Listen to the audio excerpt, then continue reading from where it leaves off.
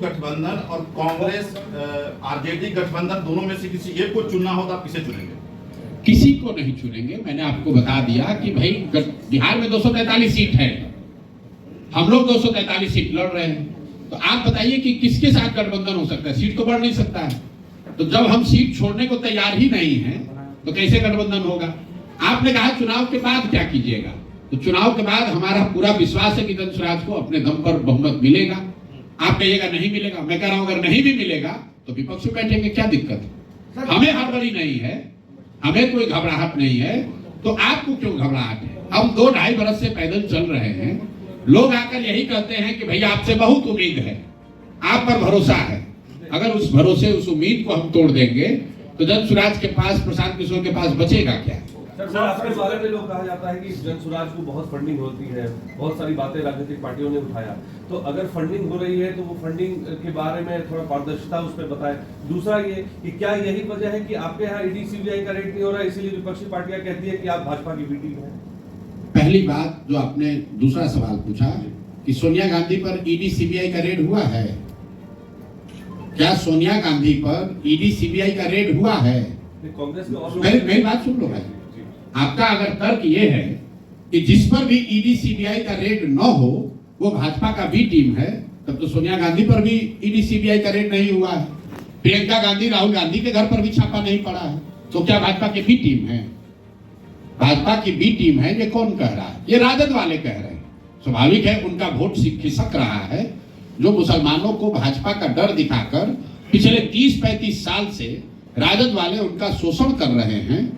अब उनको ये डर सता रहा है कि हमारे लालटेन में जिन मुसलमानों की खून पसीने को किरासन तेल बनाकर आप जला रहे हैं, अपने घर में रोशनी कर रहे हैं, वो मुसलमानों को, उन साथियों को आज एक नया विकल्प जनसुराज में मिल गया है। मैं ये नहीं कह रहा हूं कि सारा मुसलमान जनसुराज में आ गया है, लेकिन मुसलमानों के सामने एक विकल्प, एक रास्ता खुल गया है।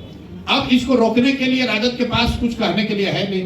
राजद के लोग ये तो कह नहीं सकते हैं कि हम लोगों ने मुसलमानों के लिए, विकास के लिए क्या किया। वो तो ये नहीं कह सकते हैं कि हमने उनके बच्चों को पढ़ाने के लिए, उनके रोजगार के लिए क्या किया। ये नहीं कह सकते हैं कि हमने मुसलमानों को राजनीतिक हिस्सेदारी, भागीदारी दी। तो अब उन मुसलमानों को दिग्भ्रमित करने के लिए वो क्या कहेंगे? यही कहेंगे कि भैया उधर मत जाओ। जैसे भाजपा से डरा रहे थे वैसे जनसुराज से डरा रहे। मुसलमान क्यों डरे उनसे?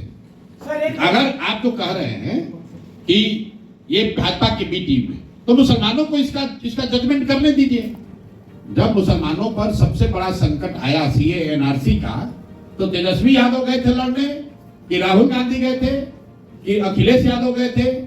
कौन गया था? सीए एनआरसी की लड़ाई इसी प्रशांत किशोर ने ममता बनर्जी के साथ मिलकर बंगाल में लड़ी थी। और जिस नीतीश कुमार की आप बात कर रहे हैं, ये सीए एनआरसी कानून बनाने के पक्ष में इस आदमी ने वोट किया था। जैसे आज वक्फ का कानून बनाने के पक्ष में नीतीश कुमार वोट कर रहे हैं, उसी तरह सीए एनआरसी के पक्ष में भी इन्होंने वोट किया था। उसके विरोध में मैंने अपना सब कुछ जदयू में छोड़ा था। यहाँ कोई मुखिया ही नहीं छोड़ता है। यहाँ बिहार में दूसरे नंबर की सबसे ताकतवर जगह पर हम बैठे हुए थे, सीए एनआरसी के लिए हमने वो छोड़ा है। और आप कह रहे हैं कि हम भाजपा के बीच टीम है, तो भैया मुसलमानों को इसका निर्णय लेने दीजिए। हम कोई हिंदू मुसलमान की अगड़े पिछड़े की राजनीति करते नहीं है। हम लोग बिहार की राजनीति कर रहे हैं, बिहार के बच्चों की बात कर रहे हैं, उनके शिक्षा और रोजगार की बात कर रहे हैं। जिसको अच्छा लगे वो जुड़े, जिसको अच्छा ना लगे उसको कोई बात नहीं, हो जिसके साथ रहना चाहता है रहे। सड़क पर नमाज को लेकर राजनीति हो रही है।